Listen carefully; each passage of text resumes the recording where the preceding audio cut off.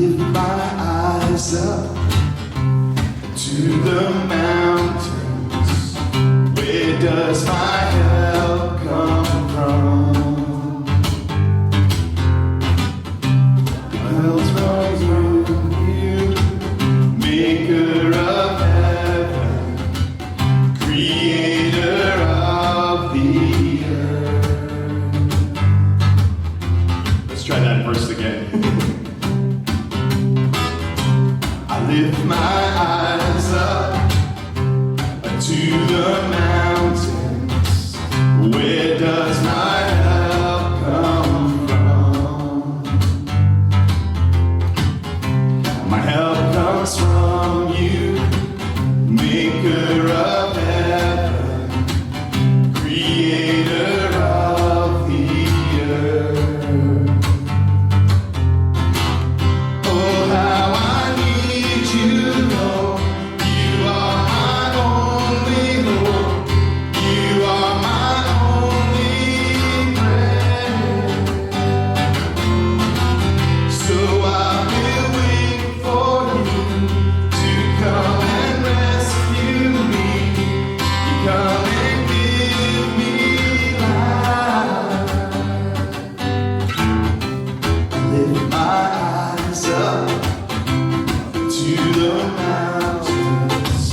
Where does my help come from?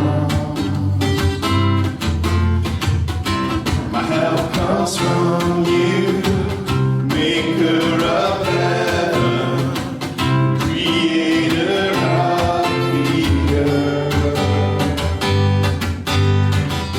Oh, how I need you, Lord. You are my only hope.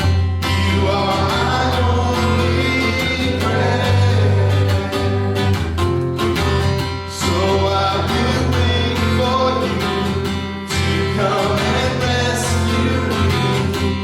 Come and give me life. Oh, how I need you, Lord. You are my only hope. You are my only friend. So I will wait for you to come and rescue me. Come and give me life. I lift my eyes up to the mountains. Where does my help come from? Just thought I would read this morning from Matthew 11, verses 28 and 29. Come to me, all who labor and are heavy laden, and I will give you rest.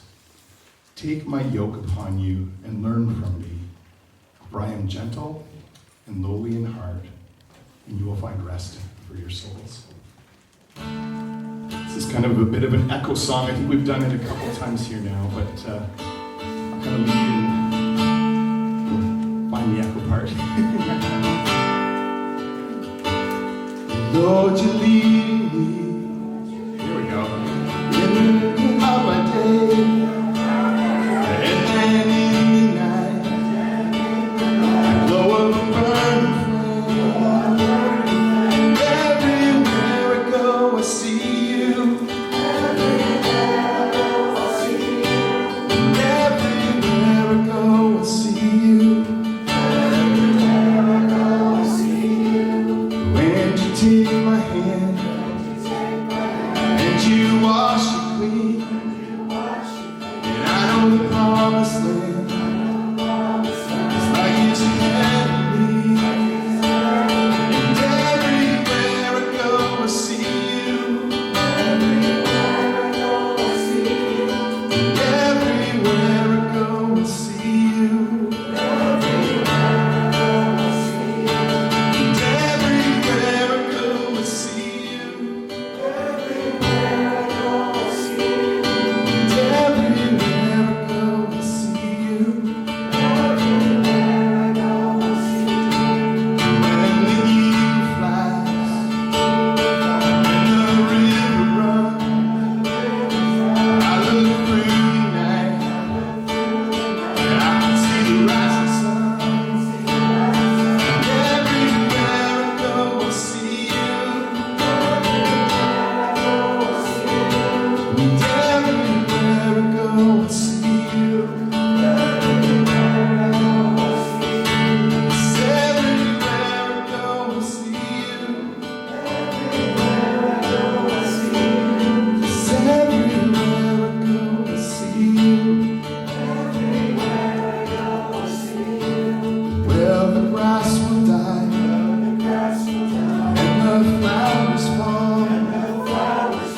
But your words alive, where will be after all?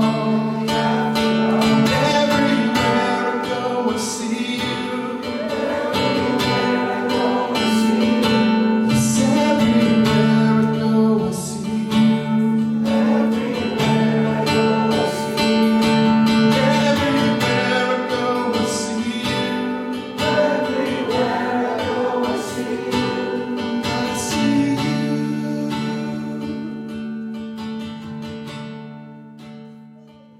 Before I start, you've already heard, and you know that I was a preacher for 12 years, and that combined with being asked to tell my story, that could be dangerous. We could go on for a long time. But I will let you know that I was told once that the mind cannot absorb what the seat cannot endure, so I'll try to keep it brief. It's not easy to keep it brief when you lived more than 50 years, right? Your story gets a little long, but I'll try and summarize it quickly for you here. Okay, so here's the whirlwind tour. I was born in Lisburn, Northern Ireland, and I came to Canada when I was 6 years old. I became a citizen at 15, and during that time I had lived in both Toronto and in Guelph. At 16, my parents entered full-time ministry with the Salvation Army, and my family moved to Fort Erie, where I finished high school. At 19, I moved with my parents to Lindsay, Ontario, and went to Sir Sandford Fleming College, which now is just known as Fleming College, for computer electronics. Following which, I had a short term with an office equipment supply company, servicing Selectric typewriters, if some of you remember those old things. At 23, I also felt the calling of God on my life, and after trying desperately to convince God that they must be wrong, I went into the Salvation Army's training college at age 24. After being ordained and, as the Salvation Army calls it, commissioned, I was posted to the North Toronto Corps, which is a term they use for church, as the assistant pastor. And partly because my apartment was close by the training college where my future spouse was then attending, that's why I was placed there in North Toronto. We had to wait until they were done their college years before we could get married. It was like a rule, and that meant a long 2-year engagement. Well, after being married, we were posted to Montreal, where we had our first child, Christopher, who was only 2, and we were later moved then to northern British Columbia, where we were assigned as the regional youth secretaries, looking after youth ministries in northern BC and the Yukon. We were immediately, as soon as we moved, because you move in June, we were immediately thrown into summer camp ministries, which turned out to be some of the best experiences of our lives. We spent 4 amazing summers there.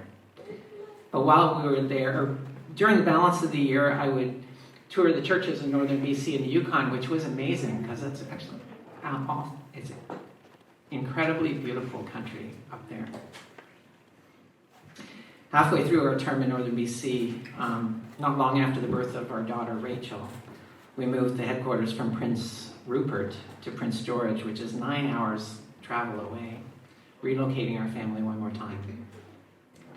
While I loved my time with the youth, I felt a calling with the gifts that I had to use my skills with computers to help in ministry, particularly with youth programming. And I had some indication from the Salvation Army that they were going to follow this up, but they were short on pastors, and so they decided it was better if they would move me into another church. And so once again, we picked up and we moved after 4 short years to Chatham, Ontario.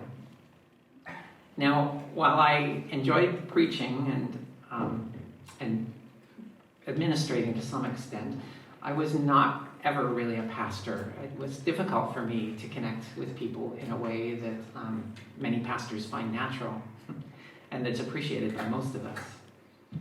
Anyone who's ever experienced the role will know that it's not easy to manage people's expectations.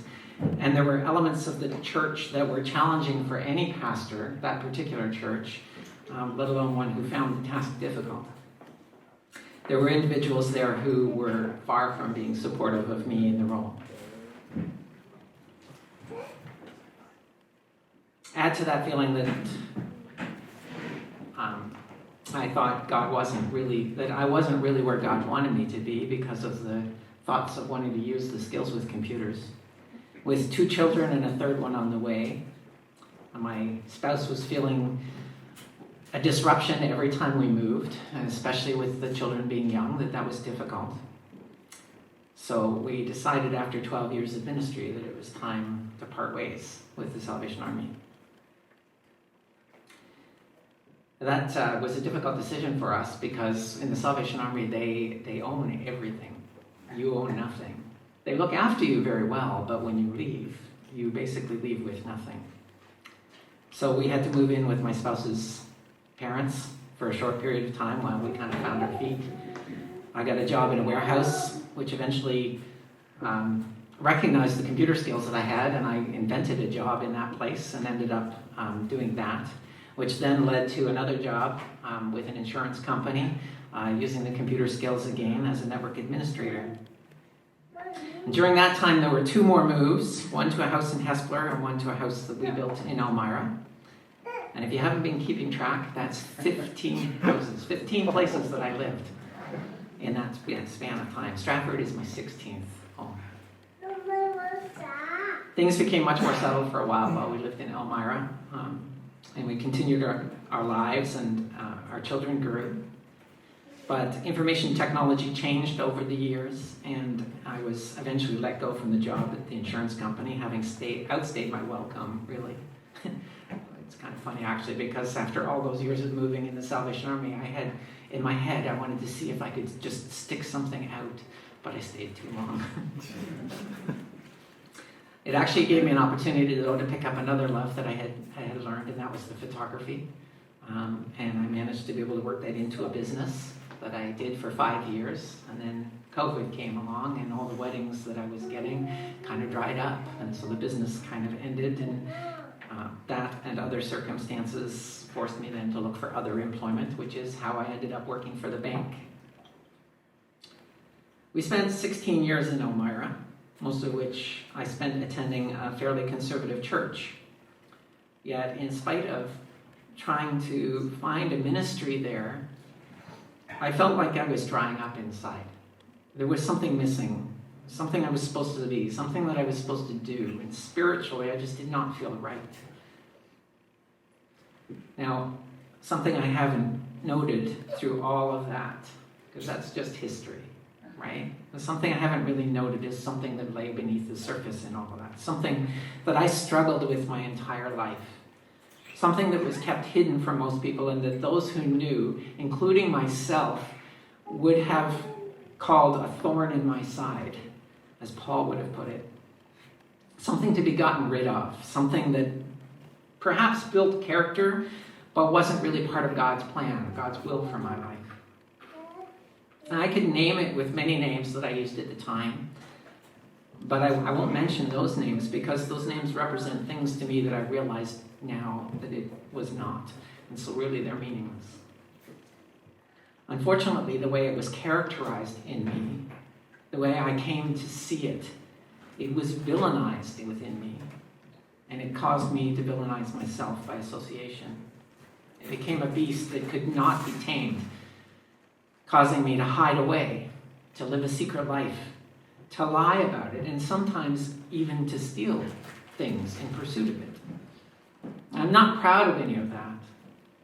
And the shame that I was taught to feel because it was a part of me was only compounded by those things that I did because of it. Then came a day in 2017 when I was wrestling hard with it. Alone, driving in a car, I was literally in tears over it. And as I approached the roundabout on Highway 8 close to St. Jacobs, I heard a quiet voice say to me, "It's okay. I love you. And it's okay." It was so powerful I had to pull off to the side of the road and just cry it out. Now, I'm convinced that it was God, because from that moment on, things began to change in my life.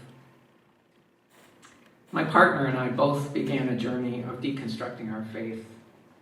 Not dismantling faith, but but scraping away the man-made structures that had been built up around the core of what God intended for us. Our lens began to shift and refocus, and as it did, we discovered some things in a fresh, new light, and we saw things differently, more clearly. One significant thing in my case was our perspective on the LGBTQ community. You see, that was significant for me because that's what I was wrestling with inside. I was drawn and feeling a part of a gender that by birth I was told I was not supposed to be. What I didn't realize was that for whatever reason, whether it be God's intent or whether it be an accident of the fall, it doesn't really matter. I am transgender. As my perspective began to shift, and as God continued to teach me that it was okay to be queer, I began to accept myself for who I am, and in my entirety, without shame, without guilt, without stigma. It's been a long road. It's been a difficult road, and it's far from complete. But I can say now that I can accept that I am transgender. I embrace it. I live it without apology. And I can say with certainty that I believe that God is fine with it also, and may even have something to say through it. Yes, it has had unexpected and perhaps unhoped for consequences, one of which being the end of a wonderful 30-year marriage. But it has also brought to me peace and a fresh start. I have learned so much about my being that I could not even think about before because it was taboo. I've realized that it is just another mode of being. And because all the shame has left, I'm free to be myself. I'm also free of all the lies and the deceit that I realized was not part of being transgender, but was actually brought on because I was taught by the culture of my conservative upbringing to hide it and be ashamed of it. Now, this is just my story. And perhaps some of you can relate, perhaps not. But I haven't really said anything of real importance yet. There's so much more to the story, and I'm happy to talk with anybody about it. But I did want to leave you today with something that I felt God had taught me through all of this. After everything is stripped away. After you're left only with your relationship with God, with yourself, and with those around you. Not long after that encounter with God on the road, God gave me this passage from Matthew 22:34-40, and I think it has stuck with me so strongly since then. I'm going to read it from the Message, which is a paraphrase that attempts to capture the tone and the style of the original writings. When the Pharisees heard how he, that is Jesus, had bested the Sadducees, they gathered their forces for an assault. One of their religion scholars spoke for them, posing a question they hoped would show him up. Teacher, which command in God's law is the most important? Jesus said, love the Lord your God with all your passion and prayer and intelligence. This is the most important, the first on the list, but there is a second to set alongside it. Love others as well as you love yourself. These two commands are pegs. Everything in God's law and prophets hangs on them. Now, this passage is so packed with meaning for me. First of all, it was the religious leaders at the time who were challenging Christ, not the secular world.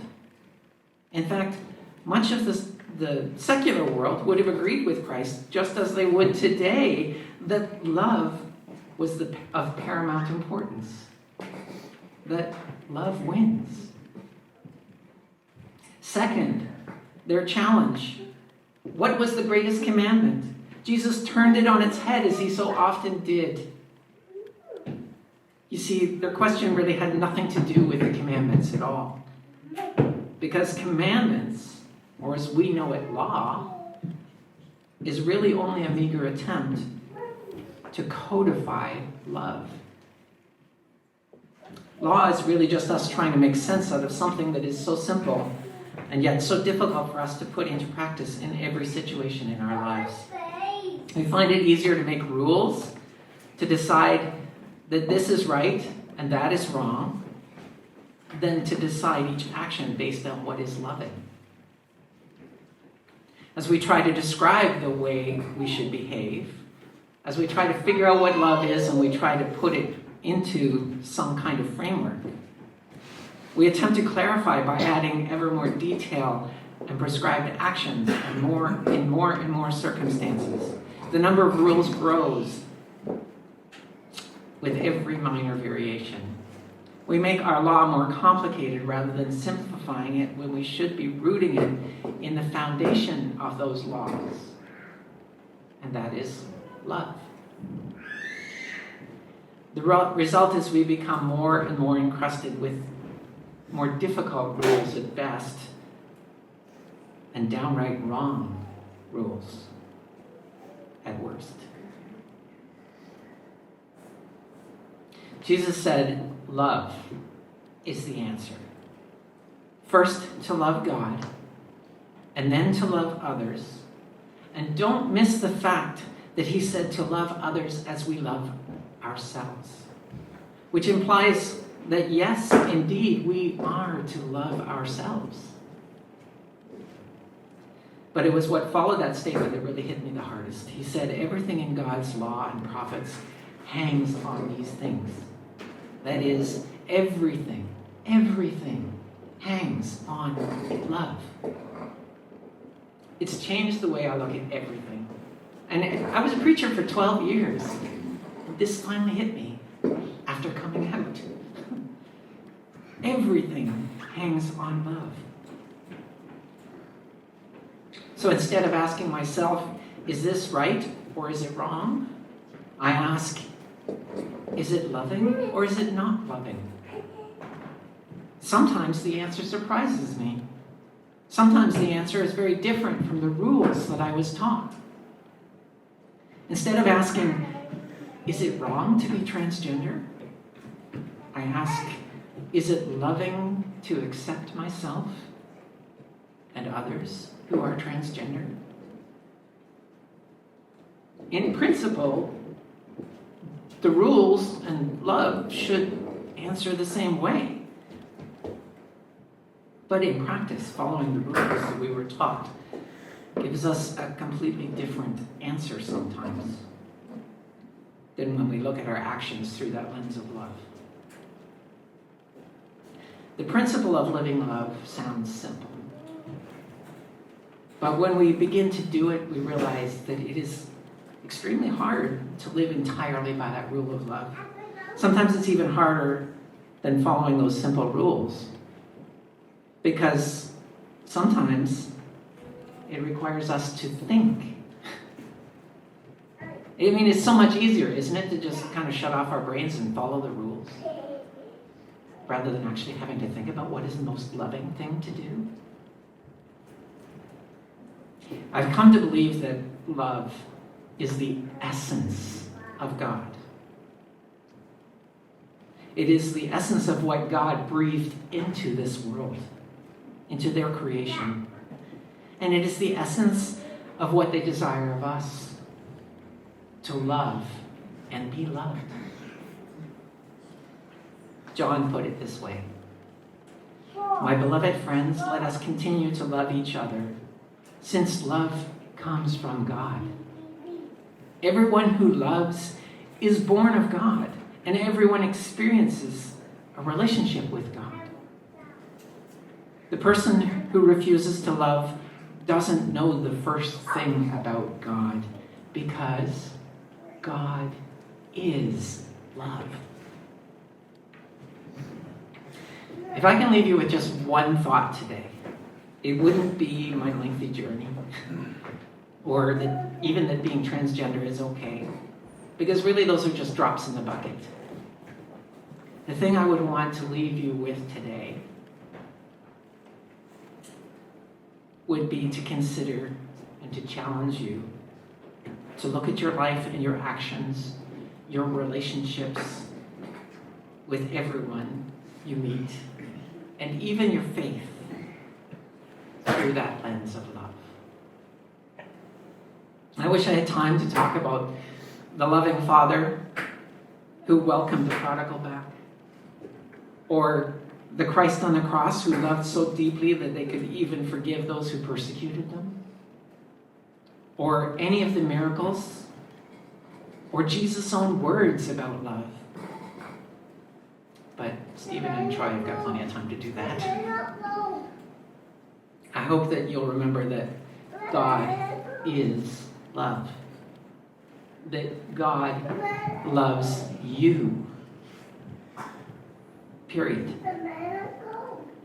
It doesn't matter what political system you belong to, what gender spectrum you belong to, what church you belong to, or dare I say it, even what religion for that matter, because if you can say God does not love any of those, then you don't know the God that I know, because God is love.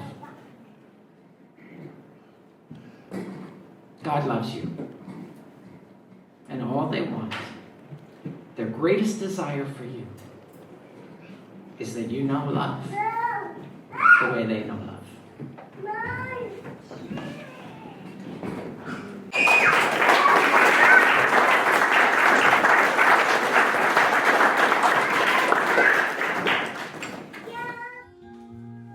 Let's reflect on that together. I am a fisherman, afraid of water. I am the child that cannot dream. I am an emptiness, a body void of substance. I am the pond without a stream.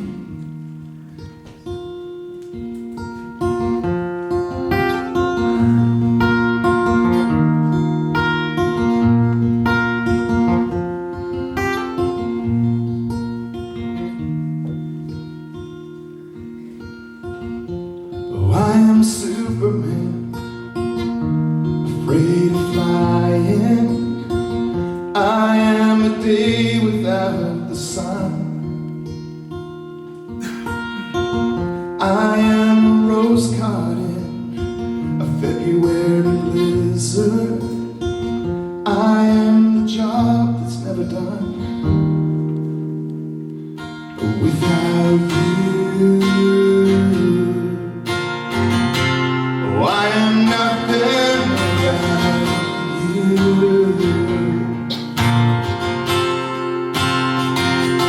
Without you, I am nothing without you.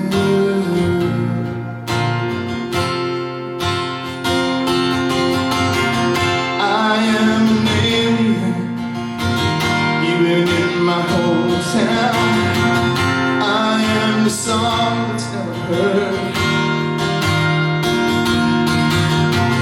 I am a question, still waiting for an answer. I am the memory that's worth.